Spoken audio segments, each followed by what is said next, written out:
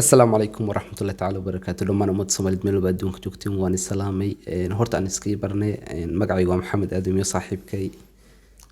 anigoo ah qays tima bulbulaale. horta kanaalkeena waa kanaal jadiida sidaad aragtiin baraha youtube-ka iyo facebookan kusoo biirnay magaceenu waa somali reaction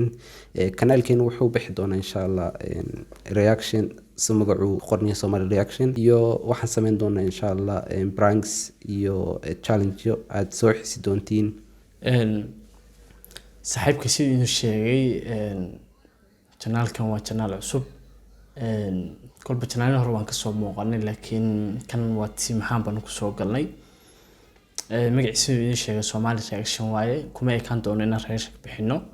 laakiin waxaan rajeynayaa insha allah in waxyaabo badan oo aan soo gudbino Soomaalida siiba dhalinyarada anfici doonaan kolba waxaan ku soo beernay badweynta social media khaasatan dadka reer YouTube Soomaali badan waxa iska jirta markay arkaan dad cusub YouTube ku soo beeray yani iska naxaa jira taalifteedu waxaan hal talaan siin lahaa macnaha saaqadiinu lagu soo koobin inta yar aan ka tihiin waxaan maleynayaa saaxiibka maxamed suu inii sheegay janaalkan waa janaal cusub waay waxaan rajeynayaa insha allah bilmaha kariim dhammaan asxaabteeda iyo asxaabta saaxiibkay maxamed iyo asxaabta tiimka kale aan iskula jirno youtube-ka in dhammaantood ay nagu soo beeri doonaan ay soo dhaweyn doonaan de waxaan leeyahay yaan lama ogaan asxaabteeda sharafta leh iyo asxaabta dhammaan social media saaxiibka maxaad kusoo dhawo walaal waan dhowahay koleyba waan soo sheegay saaxiibkay weeyaan meesha tiim ahaan baan ku jiraa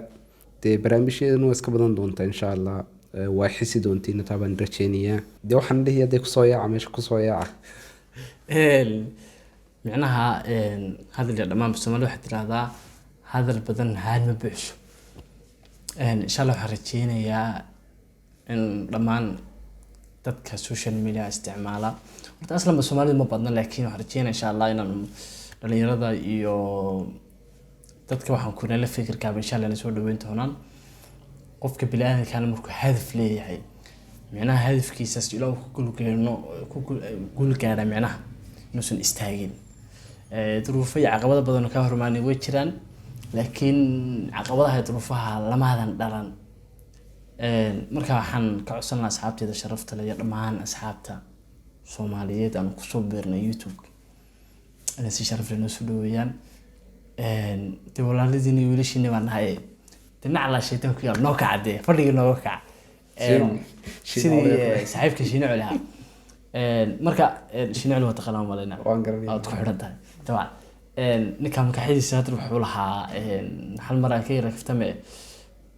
madaxweyne u sharaxaya insha allah waxaan rajeynayaa inaad ku guuleysan doonto laakiin waxaan dad badan waxaa jira qurbaha ku waashay oo meherada shiino culi waxaan ku yiri maalin walba bidiskii hilibkii shaaxab u doontate hadal dhamaan ba hadalkii waxaan ku soo koobayaa fadlan waxaan iga codsanaa si xushmad iyo walaaltinimo ku jirto inaad asxaabtiina kala wadaagtaan